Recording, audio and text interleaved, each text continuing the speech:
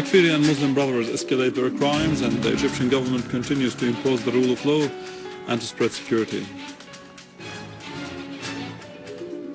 And the Syrian army controls the mountain of Ishaya and the surrounding area after killing the terrorists there and capturing their weapons.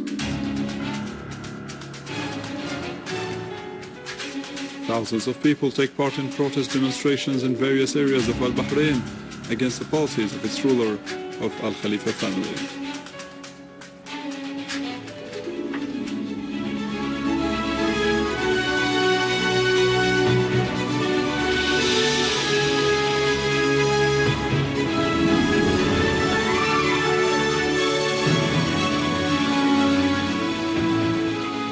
Good afternoon, this is News in English from the Syrian Arab Television in Damascus. Prime Minister Dr. al-Assad asserted that more than 14 billion Syrian pounds were distributed among the people harmed by the current crisis in the country. During the inauguration of the 37th annual conference of the Syrian dentist, al-Assad said the government continued to secure the basic needs of the people living in nearly 900 temporary sheltering centers.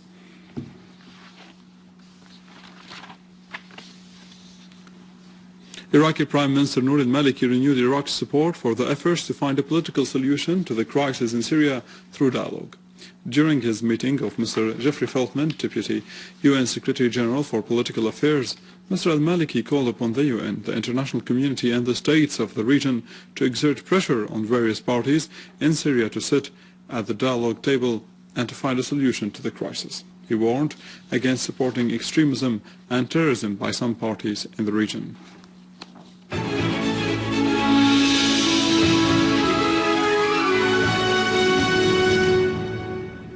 In field developments and in the northern countryside of Lattakia, units of the Syrian Arab Army controlled the mountain of Ishaya and the surrounding areas, killing and wounding the last group of terrorists who were fortified there.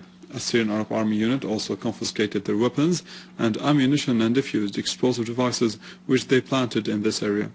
Units of the Syrian Arab Army restored security to several villages in Lattakia countryside and pounded their hideouts, killing dozens of them, mostly non-Syrians.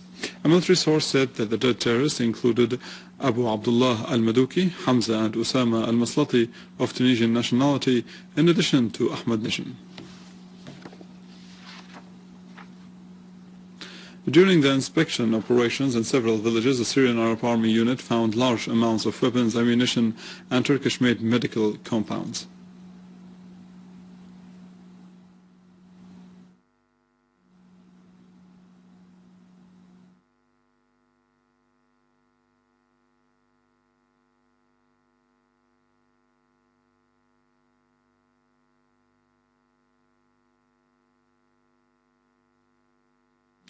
During an attack on a terrorist hideout in al-Fayha quarter in Hama, a Syrian Arab Army unit captured various weapons and ammunition. During the attack, most of the terrorists were killed, including one of their leaders, called Hisham Abdul Razzaq al-Sahad.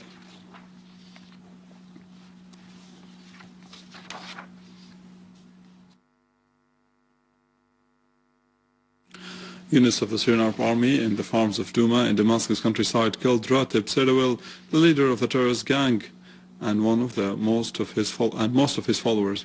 A Syrian Arab Army unit also destroyed the terrorist hideout of the so-called al-Nusra Front in the same area.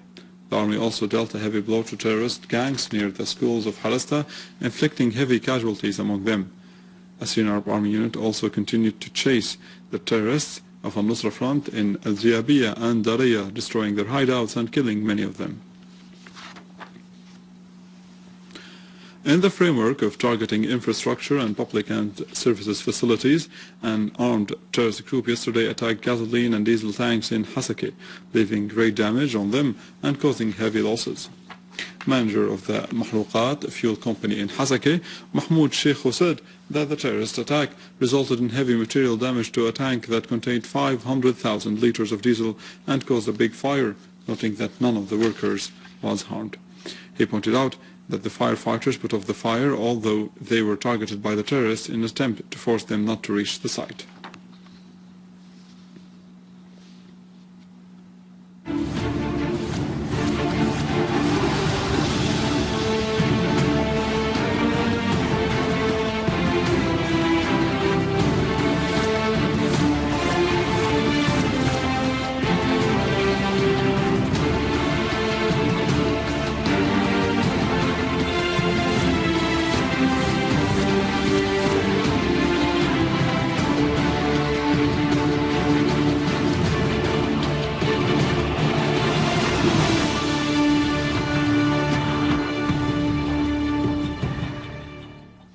In Egypt, a soldier was killed and 4 policemen were wounded in armed attacks on inspection points and a camp of the Central Security Forces in northern Sinai. The Ministry of Interior said that nearly 400 persons were detained inside a mosque in central Cairo. They included 3 Irish persons, a Turk and a Syrian. They are under investigation. The occupation of the mosque led to the discovery of some automatic weapons, cocktail molotovs, and a large amount of ammunition in that mosque. An Egyptian security source said that the number of victims among the policemen during the disturbance created by the Muslim Brotherhood in the last 5 days rose to 70 dead people. In Lebanon, the General Directorate of Security detained 4 suspects of a network detonating booby-trapped cars in Lebanon. One of those cars was observed by the General Directorate of Security and inspected by an expert. Security sources said yesterday that a booby-trapped car was found carrying nearly 250 kilograms of explosives to the south of Beirut near the municipality of An-Nami. And in Bahrain, thousands of people participated in protests in different areas against the policies of al-Khalifa rulers. The protests were part of the activities of the capital of the revolution, which took place amid heavy security measures by Bahraini security forces. The demonstrators demanded a political reform and chanted slogans condemning the repressive policies and practices of the Bahraini regime, stressing their determination to continue their protest until they meet their demands, despite the campaign of arrests carried out by the security forces of al-Khalifa. In turn, the Bahraini opposition warned the rulers against betting on the escalating violence in the country in order to increase their violations of human rights in Bahrain. And with this we end our news for today. More details on our website in English, www.syriaonline.sy. Stay with us. After the break, the latest in the world of economy and finance in our economic news.